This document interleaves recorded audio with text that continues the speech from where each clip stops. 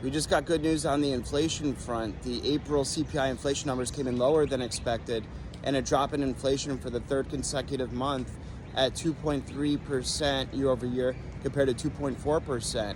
And then month over month was also lower than expected. This is the lowest inflation reading since February 2021. And a lot of economists were saying that tariffs would increase inflation.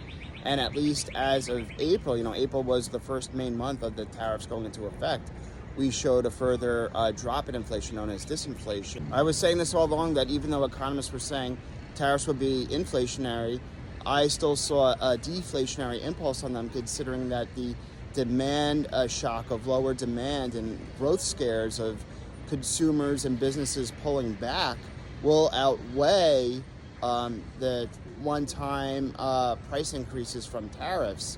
And it looks like that was the case now. That doesn't mean it'll continue in future months. We're already seeing freight bookings from China to the U.S.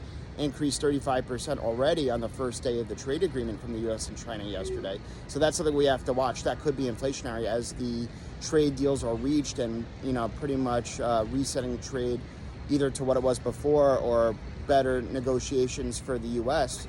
Once we make those trade deals and they're announced and we go back to whatever is normal or new normal, then we might get inflation. But in the meantime, those high tariff numbers we saw from last month, that actually caused a deflationary or at least a disinflationary impulse. Just in April, just a few weeks ago, in early April, it was the start of the worst April since the Great Depression. And that turned into a bull market for the Nasdaq 100 and S&P 500 now. So, retail investors really participating in those gains. That's why it's important to stay invested for the long term and don't time the market. Institutions, according to Goldman Sachs data on April 3rd, sold the highest amount of stocks since 2010. So they were scared, but retail really was participating in the rally. If you sold, you would have missed a 20% gain. We're in a new bull market in the Nasdaq 100 and S&P 500, as I said. So that's huge. And look, I'm going to increase my S&P 500 price target now from 6,000 to 6,500, partially due to the U.S.-China trade deal. Although not fully comprehensive, we need to have more negotiations for a bigger trade reset with China. The fact that tariffs were reduced that drastically and quicker than I thought, it was a month or two quicker than I thought, gives us some room to go a little bit higher by year end. This is a dream scenario for technology stocks, and we could hit a record high in the market by year end. And I think 6,500 in the S&P 500 is my new target.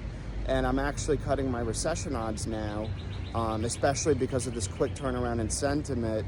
I was originally 60% once I saw the higher than expected tariffs, especially on China. Now I'm going to dial that down to about 35 to 40%. Still a possibility. It's a decent possibility considering we had a negative Q1 GDP report. However, I'm pretty optimistic that this turnaround in sentiment hopefully should last, especially with this with trade deals being announced. And then we have upcoming tax cuts, with the tax bill, deregulation, and investment in the U.S. And that should hopefully boost the economy and markets, especially giving 2026 some optimism. So obviously we should stay tuned.